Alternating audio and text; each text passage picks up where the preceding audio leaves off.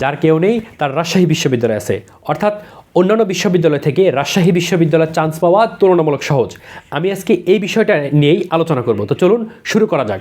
প্রথম পয়েন্ট যেটা বলবো সেটা হলো রাজশাহী বিশ্ববিদ্যালয়ের প্রশ্ন প্যাটার্ন পরিবর্তন হয় না। অর্থাৎ বিগত 10 বছরে যদি কোশ্চেনটা দেখেন, বিগত 10 বছরে যে ধাঁচ সেই ধাঁচেই তারা কোশ্চেন করে।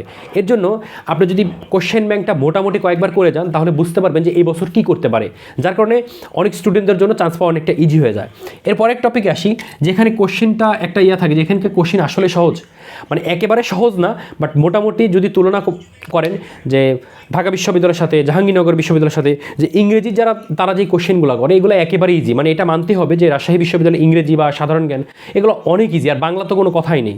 আর আরেকটা বিষয় থাকে যে হলো তাদের বিগত বছরের প্রশ্ন কি আদৌ রিপিট করে কি না। আসলে এটার উত্তর হবে না, কারণ বিগত বছরের প্রশ্ন একদম হুবহুব হয়তো বা কপি করে না, বাট মানে ওই যে মানে যেই টপিক মানে একটা থাকে, মানে সমাসের যেই প্রশ্ন করবে ওইটার জাস্ট কিছু জিনিস ঘুরাই দিবে। সো প্রশ্নগুলো এভাবে হয়, কিন্তু একেবারে হুবহুব যে প্রশ্ন রিপিট করার যে বিষয়টা এটা হয়তো বা নাই, বাট প্রশ্ন মোটামুটি আসে। এবং বিসিএস বা ঢাকা বিশ্ববিদ্যালয় এগুলো থেকে সব কিছু মিলায় একটা তারা কোশ্চেন করার চেষ্টা করে এবং সেখান থেকে মোটামুটি থাকে, এই কারণে এখানে চান্স পাওয়া মোটামুটি ইজি। আচ্ছা, এরপরে থাকে তাদের হচ্ছে আসন সংখ্যা।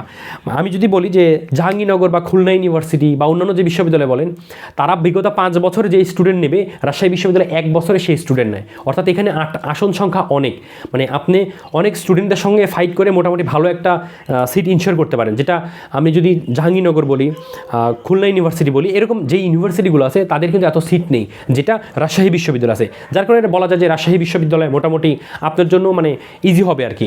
এরপরে যেটা থাকে তাদের ওয়েটিং লিস্ট থেকে, তারা অনেক দূর একটা ওয়েটিং লিস্ট থেকেও, কারণ অনেকে রাজশাহীতে ঢাকা ছেড়ে রাজশাহীতে আসতে চায় না, বা অনেকে যে চট্টগ্রামে শেষে চট্টগ্রামে যাইতে চায়, যার কারণে এদের ওয়েটিং লিস্টটা রাজশাহী বিশ্ববিদ্যালয়ের ওয়েটিং লিস্টটা অনেক দূর পর্যন্ত টানে। আর যারা মাদ্রাসার স্টুডেন্ট আছেন তাদের তো মানে বিশাল অফার, তাদের পজিশন পিছনে থাকলেও তারা মোটামুটি অ্যারাবিক ইসলামিক স্টাডিজে অটো চলে আসতে পারবেন, বিকজ তাদের একটা কোঠা সিস্টেম থাকে যে মাদ্রাসা স্টুডেন্টরা এখানে পড়তে পারবে। সো এই সামগ্রিক বিষয় নিয়ে বলা যায় যে রাজশাহী বিশ্ববিদ্যালয়ের পরীক্ষা মানে খুব একটা হার্ড না এবং চান্স পাওয়া একেবারেই ইজি। আচ্ছা, সকলের জন্য একটা অফার, যারা রাজশাহী বিশ্ববিদ্যালয়ে আগামী 17 তারিখে পরীক্ষা দিচ্ছেন কিন্তু আপনার কাছে রাজশাহী বিশ্ববিদ্যালয়ে বিগত সালে প্রশ্নগুলো নেই, তাদের জন্য আমি একটা অফার রেখেছি। আপনারা যদি আমার এই ইউটিউব চ্যানেলটি যদি ফেসবুক থেকে দেখেন, তাহলে আমার সেই ফেসবুক পেজটি যদি আপনারা 10 জনকে শেয়ার করে আমাদেরকে স্ক্রিনশট পাঠাইতে পারেন, তাহলে আমি বিগত 10 বছরের যে প্রশ্ন ব্যাংক আছে সেটার একটা PDF ফাইল করে আপনাকে পাঠাই দেব। এবং এই স্ক্রিনশটগুলো আপনারা স্ক্রিনে দেখানো যে নাম্বার আছে এই নাম্বারে, মানে হোয়াটসঅ্যাপ নাম্বারে আপনারা এই ছবিগুলো পাঠাবেন, অথবা আমাদের ডেসক্রিপশনে আমাদের হোয়াটসঅ্যাপ নাম্বার দেওয়া থাকবে, আমাদের ফেসবুক আইডি বা ফেসবুক পেজ দেওয়া থাকবে, সেখানে যদি যোগাযোগ করেন তাহলে আপনারা এই বিগত 10 বছরে রাজশাহী বিশ্ববিদ্যালয়ের প্রশ্ন পেয়ে যাবেন। ধন্যবাদ।